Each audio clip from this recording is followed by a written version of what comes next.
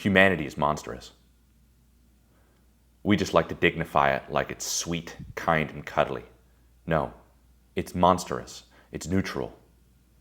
What you do with it is what makes it count. But we spend our lives in resistance to it. You know, a shit father looks a lot like a monster. For sure.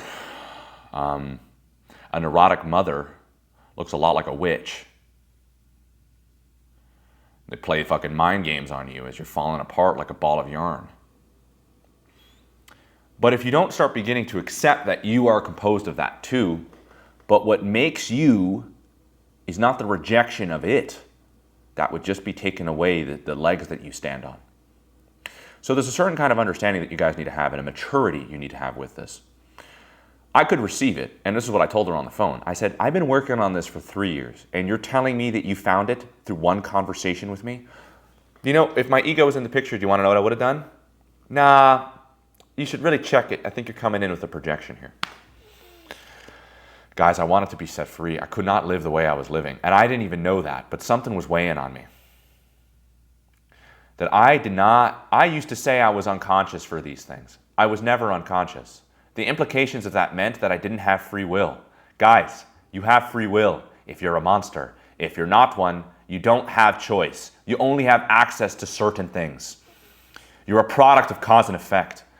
You will be set free by an understanding of your darkness and what you're capable of and the monstrous capacity that you come with. And so that night, I had a dream. And it was a really interesting dream. And I want you guys to resonate with it because it was a story about me. It's my head, so they're about me, not about anybody here. There was this really beautiful girl. She just came out of a workout. She was an older girl. Like one of those kinds of girls that you can go, where are you going? She's going to my place. You're like, let me come with. And you could walk her to her apartment and you could eat her pussy and she'd love it. Most people don't live in that reality because they don't see themselves as a monster. They look at women as the projection of all the beauty and innocence when really you're going to be politely humbled by God when you realize that's not the case too. And the reason why you lack intimacy is because you keep protecting people from seeing parts of yourself that you reject that are absolutely monstrous. How do you know? Well, you're walking with shame all day. You're not innocent. You're not Puritan virgins. No, you've done things. And you feel bad for those things, and you believe those things because you refuse to feel shame.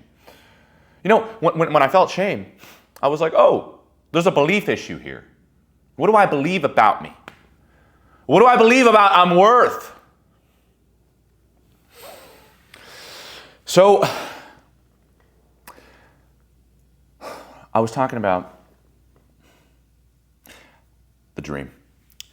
And I see this beautiful girl. She comes out of a workout, and I could already see that she's like in heat. Anybody who's been around a woman who worked out, your likelihood of good sex is increased by like 600%.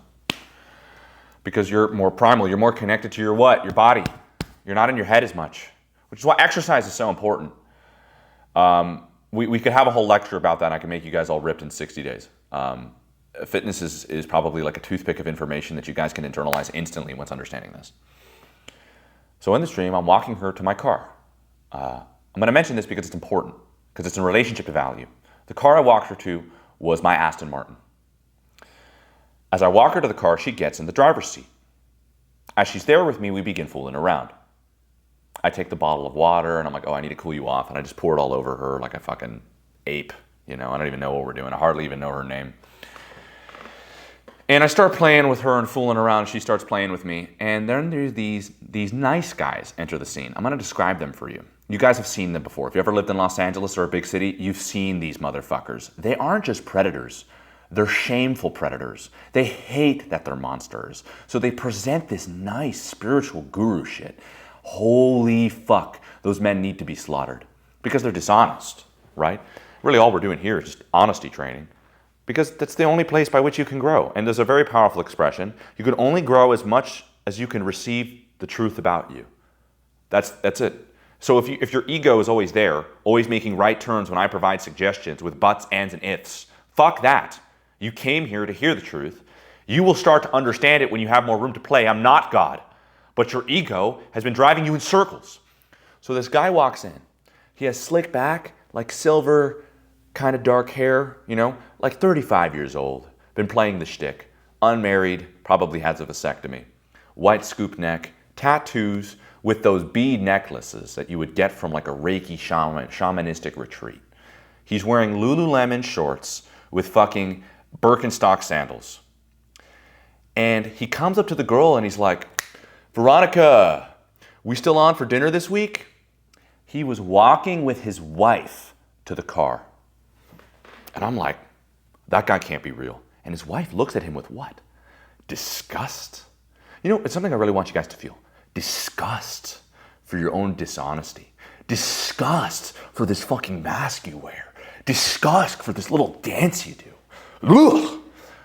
And I was looking at this guy do this dance. And what was in his eyes?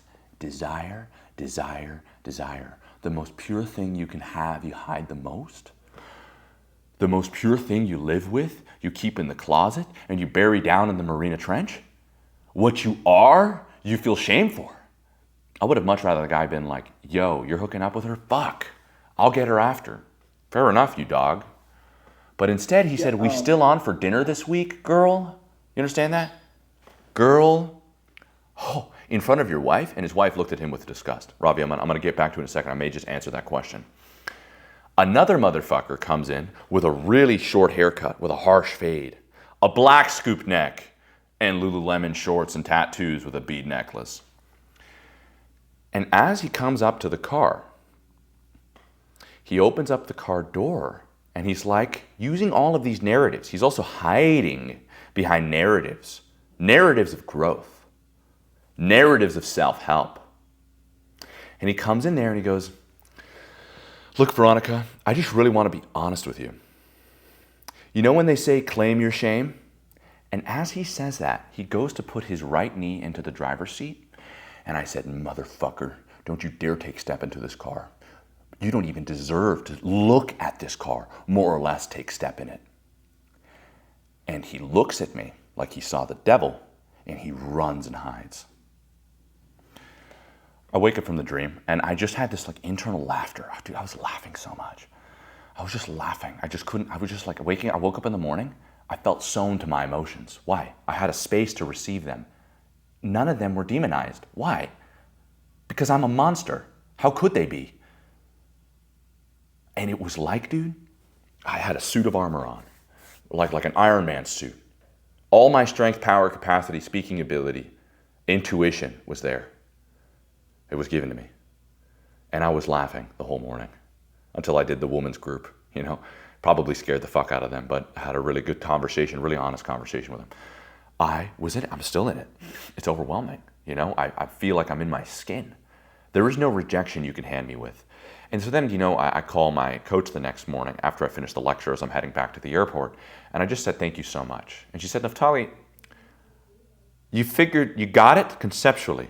You haven't internalized it yet. And I said, you're right. I'm tensing up on this phone call with you because I know you see me for the monster that I am.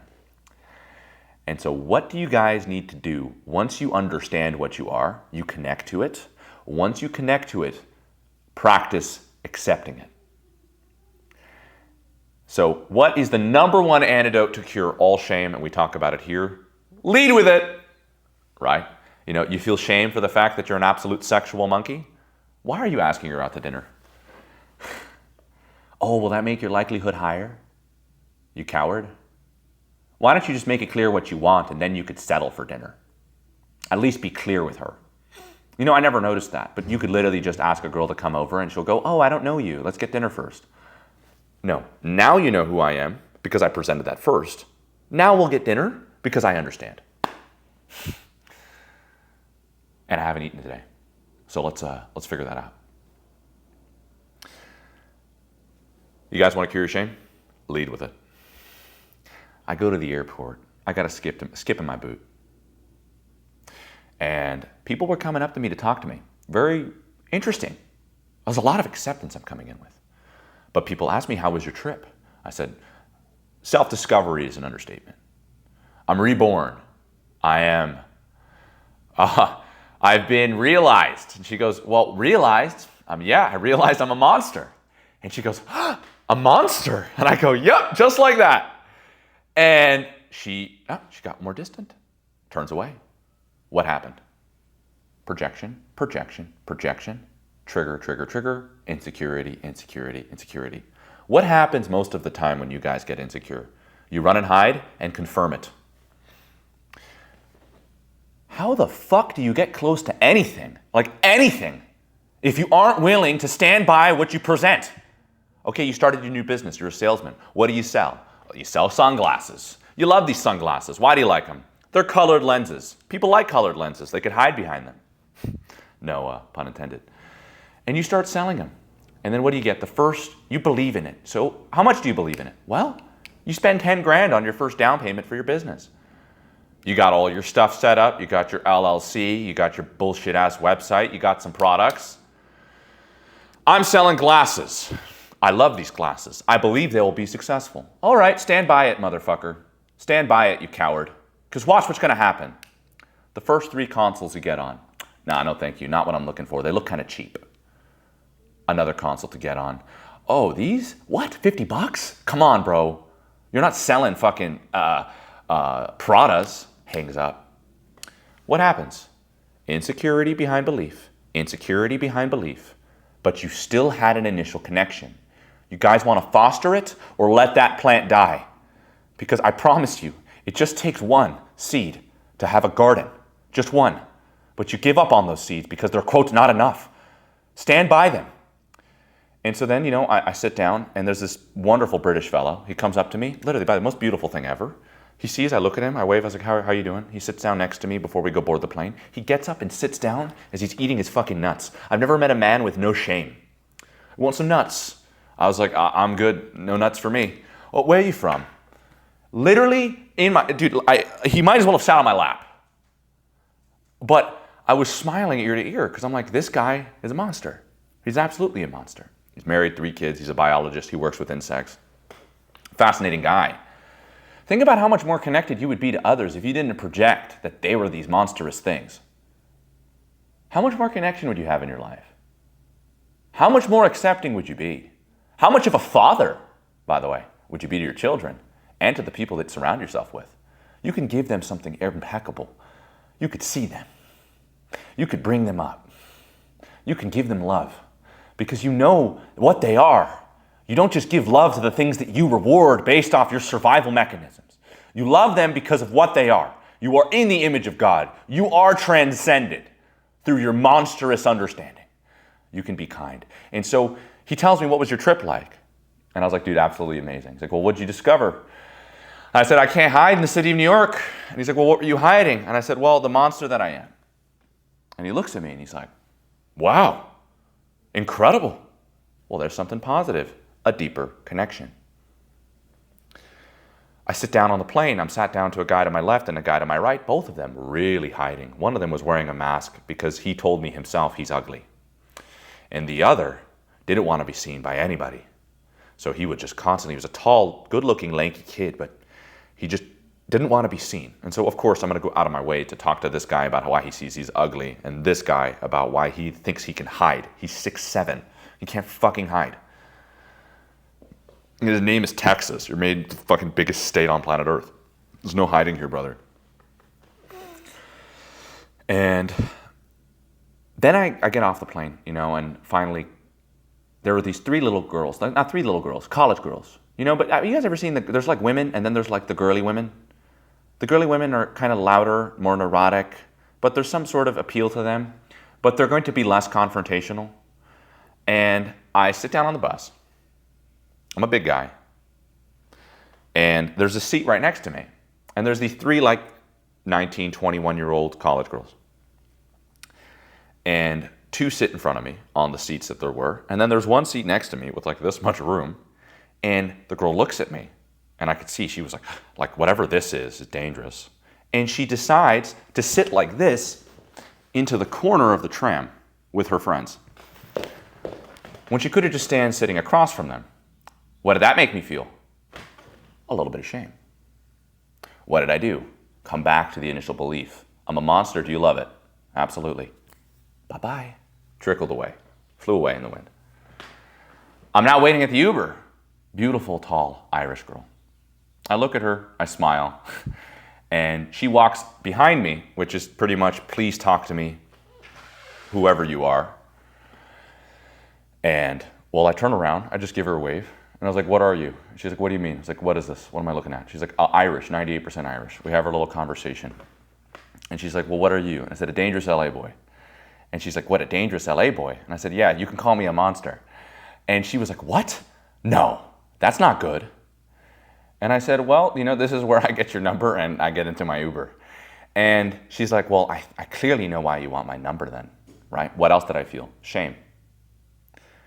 She didn't text me. I sent her my name. What else am I feeling? Shame. Ooh, fuck, this whole monster spiel. Maybe I should pitch nice guy, right? Maybe I should pitch sexless. Maybe I should pitch dinner tomorrow. No, sit with it, sit with it, sit with it. Okay, connect to it. I come home, I invite my friends over to watch a movie. The movie's a horror movie. Horror movies are pretty much all psychological concepts that are contextualized in reality. All horror movies are psychological contextualizations of internal horror. The horror movie is pretty much about the shame of what we are as humans, which is evil, right? And nobody wins because it's void of the bigger picture. The monster exists with depths relative to heights, but we often just begin romanticizing one aspect of it because there's so much power there. That's the insecurity that keeps you identifying with it and making love to it until eventually nobody really makes love to you. They just make love to a part of you that you like more than the other. So no, this isn't about picking favorites here. It's about setting yourself free by understanding your foundation relative to what you can achieve. So the girl didn't text me. I'm watching the film and I'm like, God damn, I'm feeling so much shame. I'm like, okay, but stand by it, Chief. Stand by it, King. I'm trying to reinforce the fact that maybe being a monster is a little bit more weight than I could bear. I look at my phone, this old girl I used to see. And one of the reasons I stopped seeing her was because she had so much shame. Can I read you guys the message? It'll crack you up. Because it made me feel something, right? Something I didn't want to feel. Here's what she wrote. How incredibly lame, yet predictable. I haven't talked to her in 2 months. What was that her projection of? Herself. What did that trigger in me? My shame. But whatever is triggered in you, no matter what anybody else does to you, is for you to confront. And dude, I'm going to bed and I'm feeling this fucking heavy feeling on my chest. And I'm like, I'm journaling. Journaling, number one thing, you guys are going to do this in this program. If you don't do it, you won't have a cognitive relationship with the new ideas you find. Connect to them, write them down, get them out of your head. And so as I start journaling, I start talking about the crazy coincidences. The Irish girl still hasn't texted me back. And I said, God, I believe this is the right thing, that I connect to this. I'm going to stand by it, opposed to hide behind it. I'll stand beside it with truth.